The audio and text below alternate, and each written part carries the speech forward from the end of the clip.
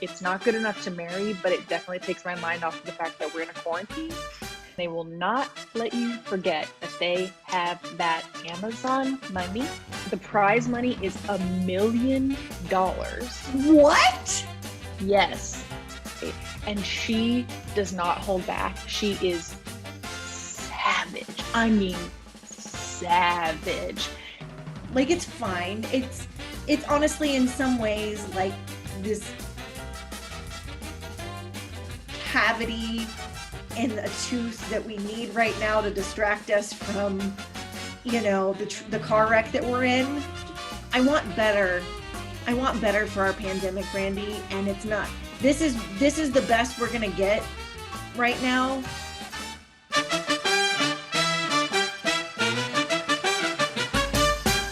Hey guys, welcome to Pop Culture Fuck, Marry, Kill. We're your hosts. I'm Brandy Johnson. And I'm Kristen Gunn. Every episode, we break down the good, the best, and the absolute trash in pop culture and decide which one is our fuck, marry, or our kill of the week. We won't ever be fuck, marry, or killing people because we're classy ladies, but all the stuff we're consuming way too much of. It's the classic game you know and love, but this time it's got a spicy pop culture twist. This week is April 6th, so let's get into it. But first, Brandy, do we have any follow-ups or calls? We do not have any viewer calls this week, but I do have two very short follow-ups. One is last week I talked about one of my honorable mentions was the Netflix YA show Lock and Key, and I found out a few days ago that I got renewed for season 2, which is very exciting. So if you haven't watched season 1 of Lock and Key and you're into that kind of spooky YA kind of genre, recommend it. And the second follow-up is one of your FMKs last week was 90s movies for your all-time comfort media. And the next day we felt like watching something in that genre. So my husband and I watched Jackie Brown, and it just like really hit the spot for a Saturday morning watch. So I just wanted to let you know, thanks for the inspiration. Oh, yeah. I also will caveat that with, I use Kill Bill as one of my examples, and we put this in the video, but I didn't put it in the pod. So for anybody listening to the podcast, I was like, Kill Bill is not a 90s movie. Yes, I know it's not a 90s movie, but it's 90s adjacent, and I have a really badass costume, so I needed to shoehorn it in. End of story. Yes, I forgive you. Thank you. So Brandy, what are you fucking this week? Okay, so my fuck of the week is Amazon's new fashion show, Making the Cut, with Tim Gunn and Heidi Klum. So I'll caveat this with, I love fashion shows. I love fashion competition shows so much. Big Project Runway fan. I watched the Netflix one with Tan France from Queer Eye and Alexa Chung. What'd you think of that one? I thought it was fine. I'll say this because it's not one of my things. I don't think Tan and Alexa are equipped to be hosting and judging a show about fashion exactly. Equipped or qualified? Qualified. Qualified is really the word. What I'll say is that I thought the format was fun and the talent on that show was pretty banging. And there were a lot of things about it that I liked format wise, but ultimately I felt like the judges and them specifically to be judges for the fashion, not qualified to be making those calls. So for Making the Cut, so Tim and Heidi left Project Runway, and now Project Runway has a new team with old holdout Nina Garcia, still there. New judge Brandon Maxwell, who's awesome. But Christian Siriano took the place of Tim Gunn, who is amazing. And if you're an old Project Runway stan, you know him from the OG seasons of Project Runway. Incredibly successful designer. Probably the most successful one from Project Runway so far. He's the Carrie Underwood of Project Runway. Exactly. And then the host is Karlie Kloss. So she's the Heidi of Project Runway now. Project Runway went through a really bad period, and then it got good again, and it's good now with Karlie and Christian. And Christian, I always liked Tim, but Christian is far and away such a better mentor than Tim ever was. Like, watching it now with Christian, you see how Tim never really ever gave just like blunt, actionable mentor-like feedback. Like, no, that sleeve is bad, you should do something else. Like, I would not put a zipper there, like, at all. That's hideous. Like, Christian just flat out says, like, why don't you try a collar like that? Like, wouldn't that be fun? Or like, ooh, no, not a jumpsuit, I wouldn't do it in that print. Like, he's just flat out actually being very helpful. And Tim was always just sort of like pleasantries and vagueness, and never actually just being like, don't do a thing or do a thing. And you can really see that now, especially now that Making the Cut is on. So Making the Cut is my fuck, because it's not good enough to marry, but it definitely takes my mind off of the fact that we're in a quarantine for just like a little bit of time. So they're on Amazon now, and they will not let you forget that they have that Amazon money. So they set the show in Paris. So they gathered all of the talent for the show in New York first, and then we're like, oh my God, guess what? We're gonna take the show to Paris. And the whole show takes place in Paris. The prize money is $1 million. What? Yes. Oh my God. Yes, it is $1 million, which is insane. It's the most money that's ever been for a fashion show. That's like how much you get for Survivor or Amazing Race, which is crazy. The format is cool. And there's a lot that I do like about it. Like, it's very cool that they're in Paris. They go to a lot of really neat places to get cool inspiration for their challenges. The runway shows that they do are like on a bridge across the Seine, like in front of the Eiffel Tower, like using real music tracks by Lizzo and like artists that probably have agreements with Amazon. Like, the runway shows are like legit cool and feel like real fashion shows, which is, I think, something that you miss a little in Project Runway, because it feels very much like a fake one. Tim and Heidi are really shticky. They keep acting like they're trying to prove to an old boyfriend that they're in a really good relationship now. Like, look how much fun we're having. And it like can get really old. And I'll say this, like, I don't think the talent is totally there for this show. Like, there are some really good designers, but ultimately I think there's some kind of hack ones. And there was actually better talent on the Netflix show, Next in Fashion, and even on this most recent season of Project Runway, there were some incredibly talented people.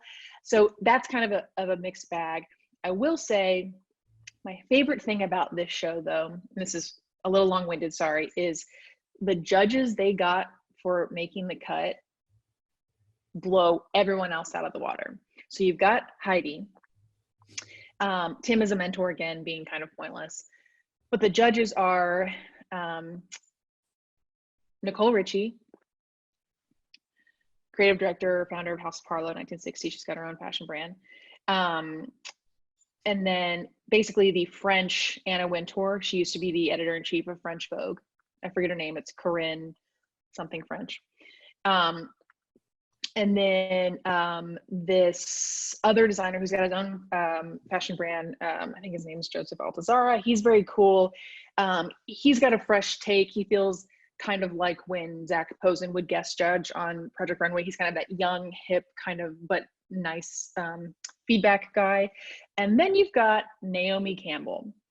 And you can tell that Heidi was like, listen, I need a favor. I got this new show. I don't think you're that busy. And they probably paid her $1 gazillion. Naomi Campbell was like, I need $1 billion an episode. And Heidi Klum was like, it's Amazon, girl, you got it. Yeah. Exactly. And she does not hold back. She is savage. I mean, savage. And to show you an example, I'd like to play a little clip.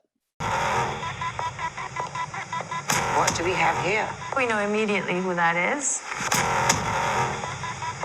Hideous, with sprouts coming out of your shoulders. I think it's done well. The finishes are nice. Nicole. The cutting's good. I think it's cute. I mean, it's spectacular. But it's horrible.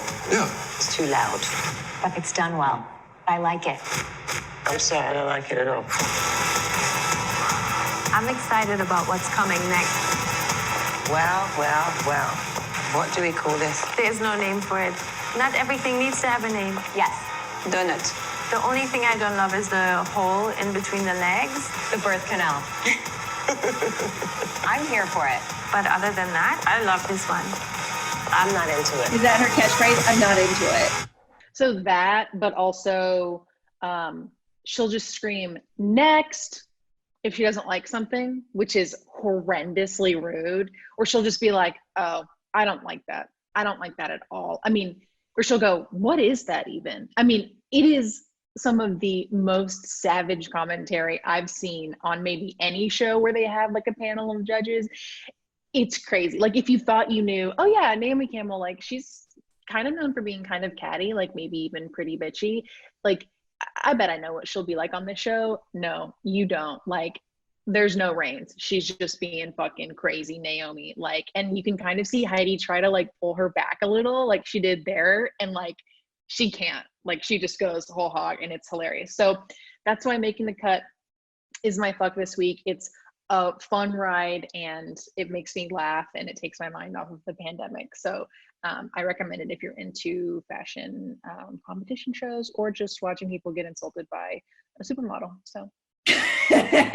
You know, I miss Michael Kors. His like, because he was always the mean one, but he was also really fucking funny. So he'd be like, it looks like Dorothy's ass exploded all the way to Oz or whatever, right? And so I like that, you know, Zach Posen was never that, right? Like when they replaced Michael Kors with Zach Posen was just like, yes or no, right?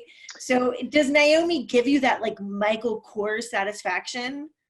Oh, no. And I will say Brandon Maxwell replaced Michael Kors and he on Project Runway and he gives us that. I would say he's a pretty good, but better one-to-one swap. Like he's very good at the, like, I mean, he'll be like, and like say something very quippy and it's like, that's what I live for. Naomi is just, she's basically just mean. And she also says weird stuff like, you didn't respect the fashion of couture in this challenge. And like she gets so insulted that people didn't respect certain parts of fashion. And I'm just like, what is wrong with you? It's really fun. All right. I'll give it a look-see. Okay, Kristen, what is your fuck of the week? Okay, so I had an interesting week because you know, a lot of the stuff that we're watching, you know, like we talked about the food desert of shows. And so I chose this week to celebrate some of the quarantine creative things that are happening with celebrities and pop culture and all that good stuff. So this week, I want to fuck, and you're going to tell me how to pronounce her name because I definitely don't know. Melissa Villaseñor. Oh, yeah.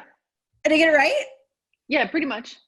Okay, well, you know, maybe I didn't stick the landing, but so she has been doing impressions on her Twitter feed of different celebrities in this like time of quarantine.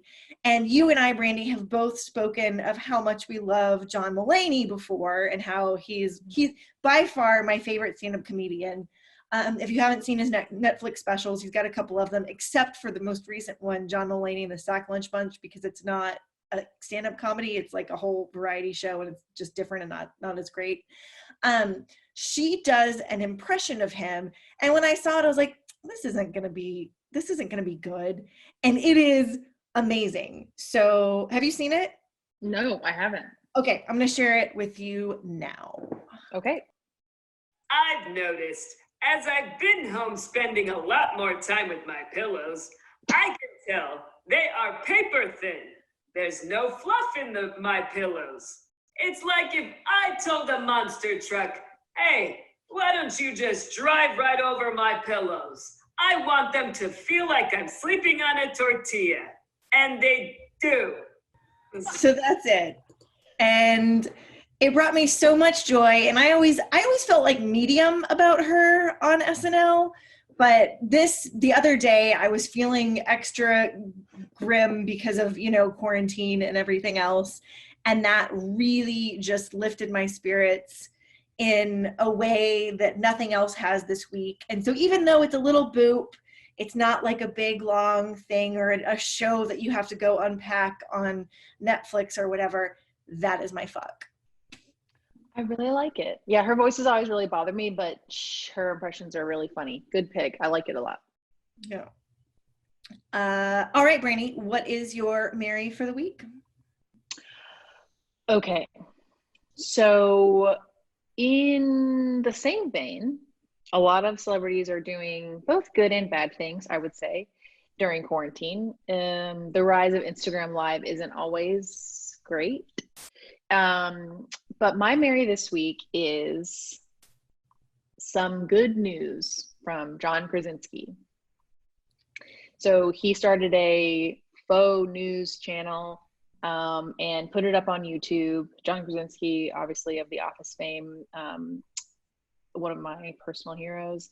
And he made a video that was just great things happening, going on, good stories to, bring you joy and bring you light and lift you up during this time, because the real news is horrific.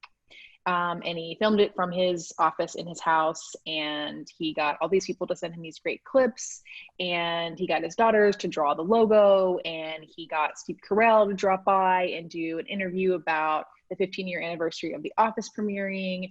And it's just really funny and heartwarming, and definitely made me cry a little. And it's something that I think we all are just craving so hard. And so I just want to play a little clip of, just to give you an idea, just a little taste of some good news from John Krasinski. In Maine, a local man bought 100 lobsters to help out a lobsterman. He then went to each one of his neighbors and delivered them a fully cooked lobster dinner. In Ireland, and no, I won't embarrass myself by doing that accent, 3 generations took place in social distancing as a grandfather met his grandson for the first time. We also got to experience 3 generations of love this week. To kick us off, a couple from Fredericksburg, Virginia was supposed to go to Paris.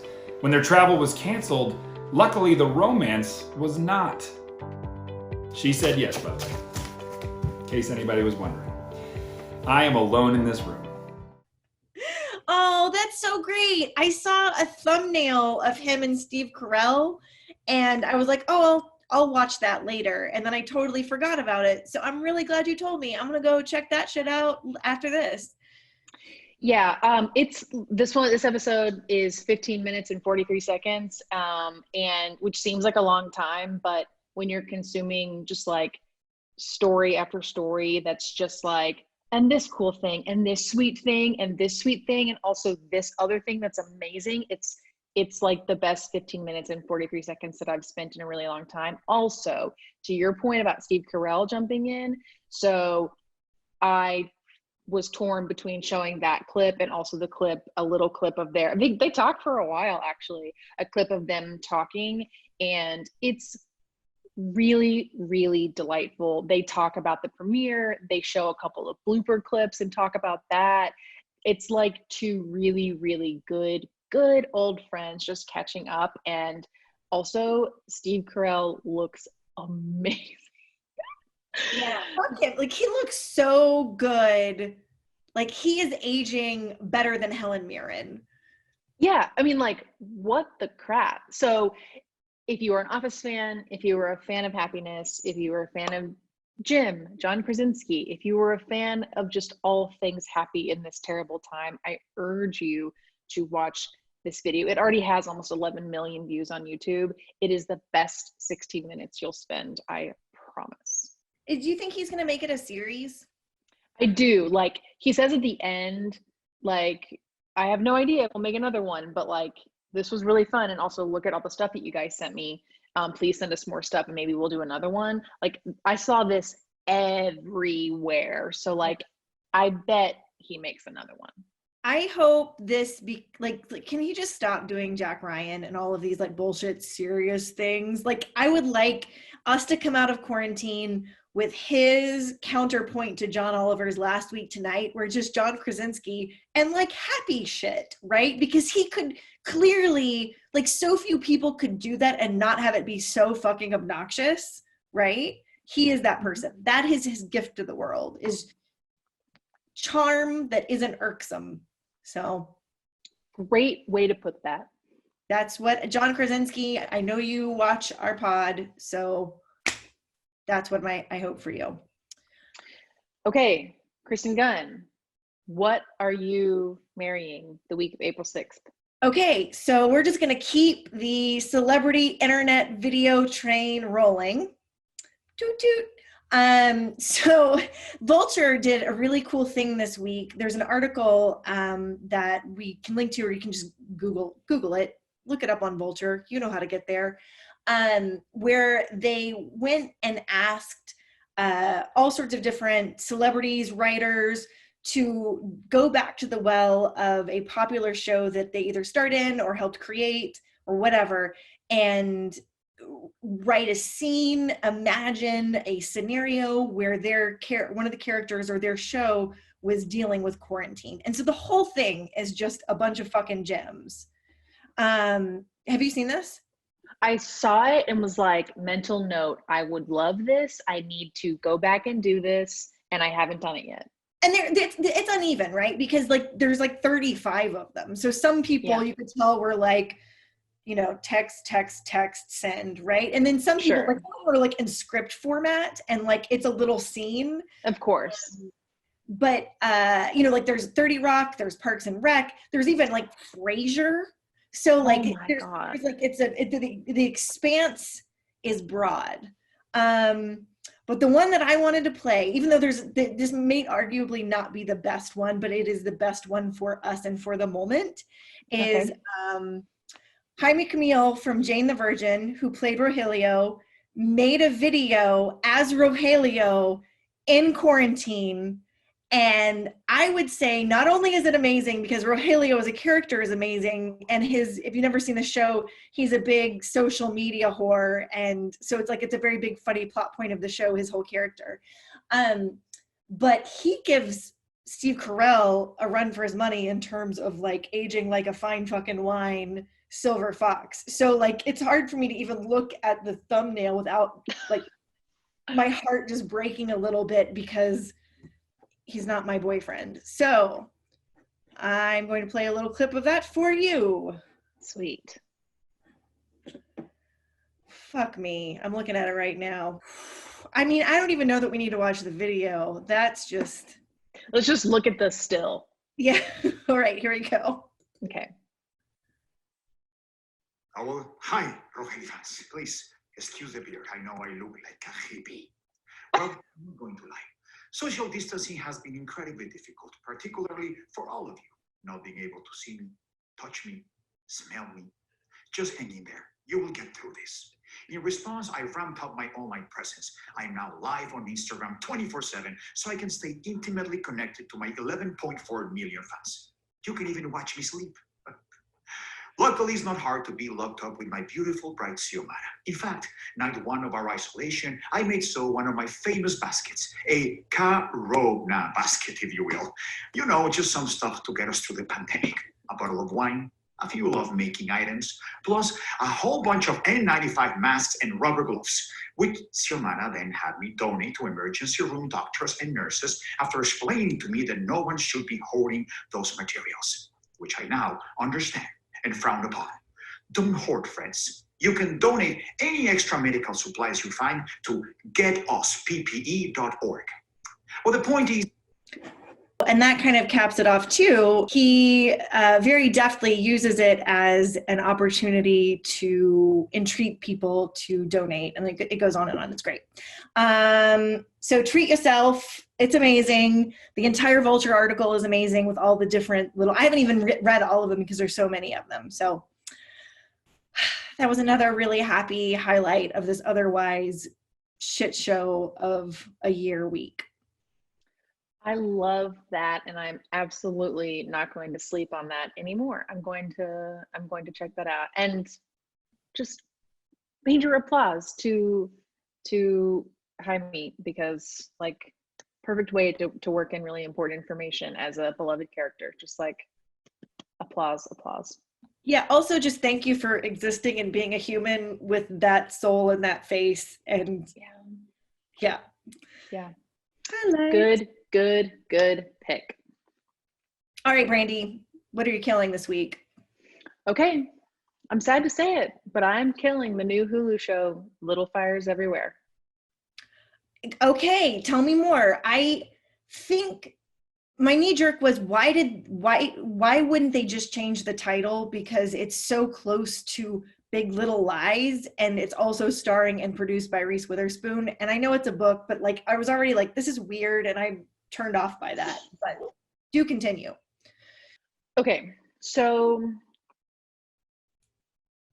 the reason I want to kill it is because it has everything in it to make you think, well, this is going to be good, right? It's got Reese, it's got Kerry Washington, it seems prestige-y, it's based on a book. Her last thing that Reese did that was based on a book was so good. She's making all these things, she's producing all these things, it's gonna be good. It's a Hulu thing, you know, it's got Pacey in it, it's got Rosemary DeWitt, it's got all these cool people in it. It's gonna be so good. The reason I want to kill it is because it is not good. So first of all, and I have not read the book. Last year when I was prepping for my honeymoon, I went to the bookstore and was picking out books to take so I could read them on the beach. And I picked up this book because I knew it was going to be a show, and it was, people loved the book. And I read the back and I was like, that seems boring. So I didn't read it. Nothing about it enticed me. You know, it just seemed like a suburban scandal story. And I was like, I'll just watch the show. And so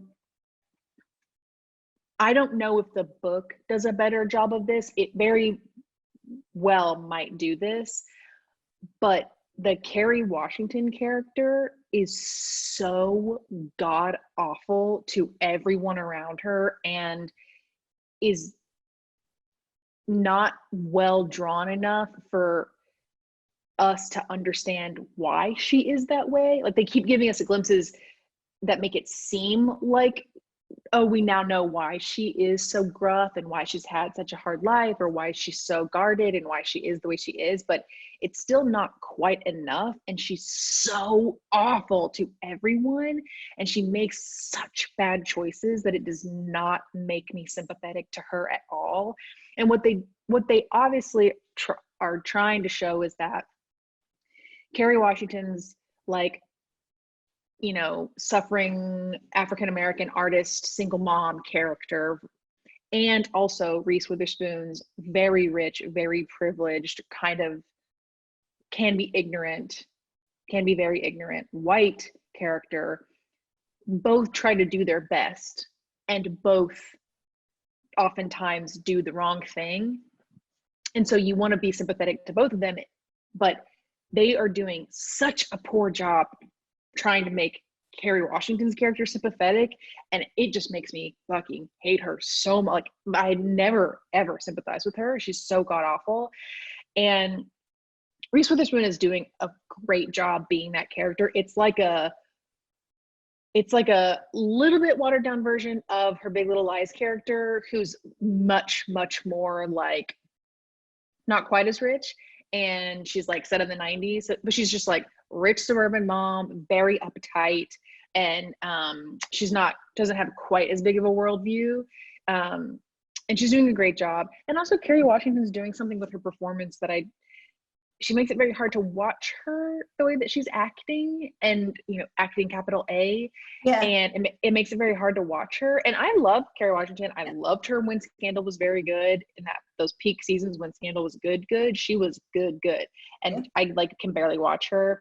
And so yeah, it's just like, it's a show that's supposed to be good by all other means, but it's just not very good. Also, like the story it's 5 episodes in, and like the story at this point, I want to know what it's fucking about, and like what the big secret is, and like next week will be episode 6, and like we're only just about to find out what that is, and I'm like, this is fucking no. You can't make me wait 6 episodes for what I'm pretty sure, based on what you teased at the end of episode 5, is going to be a very lackluster secret. That to me is a real bummer. So it's my kill, because it's a real big letdown for what I assumed wouldn't be. Yeah, I was avoiding watching it. One, because the name, I was just like, oof, it's like too, like, oof. But then 2, it just like I watched a trailer for it, and it was just so tense. And it's like, I don't need that in my life right now. Like, I need to be surrounding myself. Like, I'm recondoing everything. Does it spark joy? No. Put it away for a day when we're not dealing with a pandemic, right? So that one was just, folded in the bin because of that. You never need to take it out of the bin. The only reason we're watching it is because we're in a bit of a show desert. Like, we need something to watch, and it comes through every week. And so we're like, well, I guess we'll watch Little Fires Everywhere. Like, that's where we're at. You know what I mean? Yeah. Yep. Yeah. Anyway. Okay. Kristen, what's your kill? Okay, so we touched on this a little bit last week. I don't think we gave it proper space on the show, considering what a black hole it has been in the zeitgeist of now. Can you guess what I'm gonna say? No. Fucking Tiger King. Oh. I don't want to fuck I don't want to kill the show, because it's fine. Like, it's fine. It's honestly, in some ways, like this cavity in a tooth that we need right now to distract us from, the car wreck that we're in, like, maybe that's a good analogy. So it's fine. I'm going to give that analogy an A+, Brandy. I think we should keep a running list of your analogies, because they're getting out of hand. I can't even really unpack why. I want better. I want better for our pandemic, Brandy, and it's not. This is the best we're gonna get right now. I want my fucking Mulan. I want Wonder Woman. I want, I want Glow. I want the things that are really, really good. I want my vegetables and meat and potato shows, and I am getting Tootsie Rolls. And so this is like a Tootsie Roll of a show. I will say, one thing I've enjoyed this week about the evolution of where Tiger King has gone in our zeitgeist is that they did announce, and I'm sure you saw this, that there's going to be a live action version. And yes. The only person that's been announced as attached so far is Kate McKinnon. Will be playing Carol Baskins, who is one of the 3 main characters. She's kind of this kooky hippie that maybe killed her husband. And I'm fine with that. I love, like, Kate McKinnon's one of my favorite humans, super funny, whatever. I actually would have preferred somebody else for that role, but I wrote down my fantasy cast for the 4 main big parts. And so I'm going to tell you those. And if you can quick on your feet, Brandy, and you can think of some, I'd love to hear yours too. Okay. So I'll start with kind of the least important and go up. Doc Antle, who on the show is like the lesser of all of the main characters. He's kind of like a guru wannabe who has a harem of young women that he, like damaged young women that he scoops up and brings to his tiger commune and grooms them to be part of his cult, his tiger cult, basically. Also, like, for the first 4 episodes before they established that about him, I swore he was gay. Like, I really thought he was gay, and then that happened, and I was like, oh yeah, they really bury the lead on the Doc Antle is a fucking monster thing. Yeah. But I saw this online, so I can't take full credit for the idea, but I think Matt Damon would be an amazing that guy. And ooh. I saw the faces side by side, and like they both have these kind of, you know, when Matt Damon can gain a little weight, they both have these like Joey white faces. And I think that Matt Damon could actually lean into the smarm like talented Mr. Ripley very well. So that's Doc Antle. I don't disagree. Good pick. And then, so Jeff Lowe, he is also like just like super gross guy. He's like a Jesse James of, you know, Sandra Bullock screwing over fame. He kind of has that vibe to me, you know. He wants to be a biker so bad and that sort of thing. So is it all the affliction tees? Yeah, with all of the affliction tees and headbands under flat you know, caps. Because I kind of hate this actor. I think that he would do well by him, because the guy seems like a dick in real life too. I think Will Arnett would make a great Jeff Lowe. Oh, just because they both have like, I can see it. Like they're both assholes, right? And then Carol Baskins, who I already mentioned, is being played by Kate McKinnon in the official live action remake of this. I think Carol Kane would be a way better Carol Baskins. If you aren't familiar with Carol Kane, she was on The Unbreakable Kimmy Schmidt as the kooky next door neighbor. And like, I mean, they're one and the same, right? Like totally. And this is going to be an interesting casting choice. So for Joe Exotic, the Tiger King himself, Joe Exotic is, spoiler alert, if you're not familiar with the end of the show, Joe Exotic is in prison right now. And from prison, he weighed in on the two people he would want to potentially play him. One was David Spade, which he didn't call David Spade. He called him Joe Dirt. He said, I would like Joe Dirt to play me. That's the best thing that's ever happened. Oh my God. Right. Or the other one he said was Brad Pitt. And I laughed my ass off when I was like, of course you want Brad Pitt to play you. But then I thought about it, and Brad Pitt's a fucking legit actor, right? Like we don't give him enough credit for his good acting ability because he is so handsome.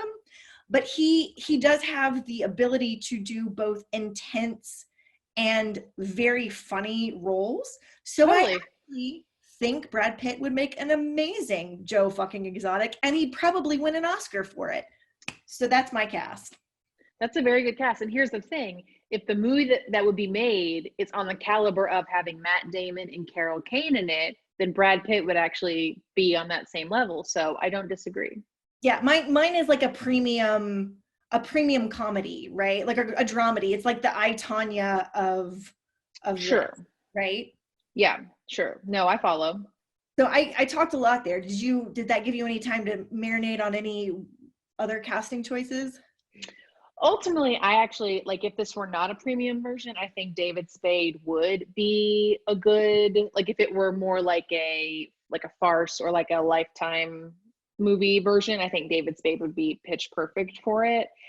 To be quite honest with you, when the headline came out about Kate McKinnon playing Carol Baskin in the adaptation, I read it really quickly, and because they bury the lead, because they want you to click through, I actually thought that she was going to be playing Joe Exotic, which I was like, before I clicked through and saw that she was going to be playing Carol, I was like, yeah, okay, for sure. Yeah, I am into this, because I would not have been mad about that either. But ultimately, like, could she play Carol? Sure. Yeah, she'd do fine. But Kate McKinnon has this way. She has this way about her, and it's like totally she could not be Kate McKinnon playing a part. Yeah, you know? Agree. So anyway, that's why we love her. Good picks. That is my kill. Brandy, do you have any honorable mentions? I have two very quick ones. I have a couple as well. Okay, great. My first one is thank you so much, John Oliver, for coming back and continuing to do your show from home. Your show last week, in which you recorded from your home, from the White Void, that was mostly focused on how sad it is that we have a president who's so ill-equipped to handle the situation, was particularly good. But the real kicker was that you ended it with a little clip from like a public access art show, in which you put out a plea to try to acquire art of two rats fucking, and it made me laugh a lot, and I'm just really glad that even in this time you still find time to do things like that. So please don't stop being you. So John Oliver's still bringing it even in quarantine. Do you have a picture of the rat fucking? Not on me, but I will definitely post it to Instagram. All right, amazing. So I have a visual aid for this one. This is also a little bit of a callback to something we just booped on a little bit last week, but maybe didn't get its fair share. So the movie Emma came out, the remake of the Jane Austen famous novel. It was fine, whatever. I think I liked it a little bit more than you. But other than Bill Knightley, is that his name? Bill Nye. Bill, yeah, he's amazing. He steals the show in every way in terms of acting. But I want to actually fuck Tanya Reynolds, who plays Miss Elton in the show. She's a character that you don't need to know anything about it. She's just like supposed to be the fucking worst. They style her in the best, most deliciously fucked up and obnoxious way, and I am so here for it. I really hope the hair and makeup stylists get at least an Oscar nomination. Maybe they don't deserve to win. We'll see how the year goes. But I hope they at least get a nomination, or whoever's idea it was to style her so absurdly needs a bonus. They needs a raise of some sort. So I'm going to share one photo with you now. Yep. Yeah. So there you go. That says it all, right? Yeah. So I think it definitely deserved a little mention on the show, and again, in the dark storm clouds of life right now, this is definitely a silver lining. I love it. I love it. My last honorable mention is Nailed It Season 4 is now available on Netflix. And if you need something fun to kill time that's pointless and mostly stupid, then you should watch Nailed It. And we're enjoying it.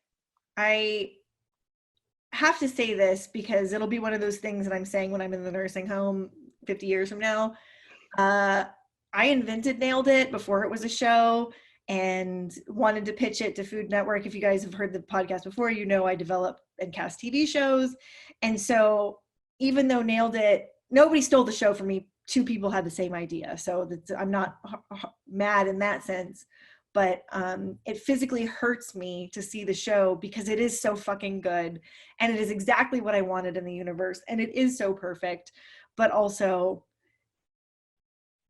it's not my baby. It's someone else's.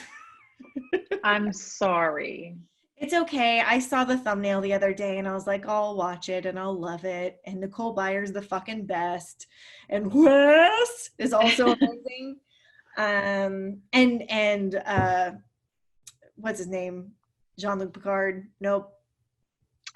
No, his Jacques Torres. Yeah, Jacques Torres is just delightful and so cute, and it's just pitch perfect in every way. All right, my last honorable mention, also a Tiger King reference. Mm-hmm. This is not a real thing. I'm just going to share my screen and you can see. I hope you haven't seen this already. I'm hoping I'm showing you this for the first time. Because the internet is great. We get things like Tiger King that suck up all the oxygen in our pop culture space for a while, and then people create fun things on the internet. So somebody made this. You see that? Ew. So it's a fake, I went and I checked just to be sure, and this is not real, right? So it's a fake screenshot of the Netflix store with a Joe Exotic medical mask, and it doesn't exist. The only thing in the Netflix store is like Netflix branded merchandise, which I didn't think it did, but I wanted to check just to make sure. Sure. But I was like, props to whoever photoshopped that. It's really super clever. 2, it's pandemic themed, so here for it. And It's really fucking disturbing. It's horrific, and I love it. Yeah. Also, it's worth mentioning that, did you hear Joe Exotic got COVID-19? I did. And in prison. Everybody's laughing about it. Bad. And I'm like, no, don't laugh, because he's over 60 something and he clearly has smoked most of his life. And like, that's like, I mean, it's funny because he's funny, but it's not, it's like, woof. No, he could die. Also, like, a virus like that in a prison is very bad. Yeah. Yeah. So anyway, way to end it on a sad note, Kristen. Yeah, but good honorable mentions nonetheless. Joe, we hope you don't die. Okay, so did we miss your fuck, marry, or your kill this week? Do you have a question, comment, concern, qualm, query? You can give us a call. We have a hotline. You can leave us a voicemail, 805-628-BOOP. That's 805-628-2667. If you call and leave us a voicemail, we might just play it on the show. You can also find us on Instagram and Twitter at popculturefmk. We have a website too where we post stuffs. It's popculturefmk.com. And you can find our pods wherever you listen to your podcasts, Apple, Stitcher, Spotify, whatever. Yeah, we hope you have a great week. Hang in there. We love you. Kristen? Jaime Camil, give me a call.